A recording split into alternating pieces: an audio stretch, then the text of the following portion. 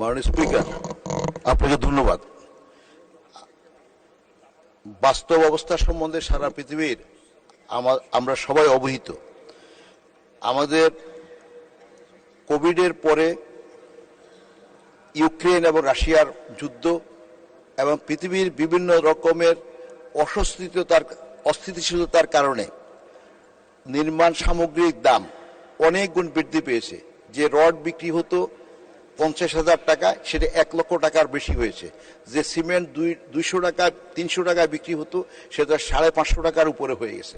ইতিমধ্যে যে সমস্ত নির্মাণ কাজ, যে সমস্ত ঠিকাদাররা অংশগ্রহণ করেছিল এবং কাজও তাদেরকে দেওয়া হয়েছিল, কিন্তু পরে পণ্যের মূল্য অনেক বেশি বৃদ্ধি পাওয়ায় অনেক ঠিকাদারে তাদের কাজ যথাসময়ে সমাপ্ত করার জন্য অনীহা প্রকাশ করে। তো আমরা বাস্তবতাটাকে অনুধাবন করে মাননীয় প্রধানমন্ত্রীর সম্মতিক্রমে আমরা এই সমস্ত উপকরণের দাম বৃদ্ধি করি।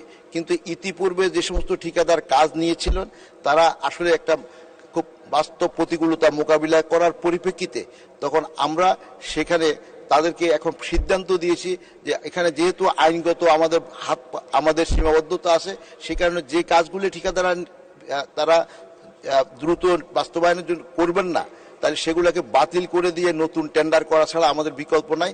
এবং এই প্রক্রিয়াটি করতে গিয়ে আমাদের একটু সময় ক্ষেপণ হচ্ছে। আমি জানি আমার নির্বাচনী এলাকা সহ অনেক নির্বাচনী এলাকায় অনেক কাজই ঠিকাদাররা নিয়েছিল এবং তারা বাস্তবায়ন করতে পারে নাই। তো আমরা এখন নতুন তাদের এই সমস্ত কাজ বাতিল করে নতুন করে ঠিকাদার নিয়োগ করে সেগুলো বাস্তবায়নের ব্যবস্থা করছি। আমি আশা করি এই বিষয়টি আমাদের মহান সংসদ অবহিত হবেন এবং এটা বাস্তবতার সাথে সঙ্গতিপূর্ণ, সবাই একমত হবেন। ধন্যবাদ মাননীয় স্পিকার।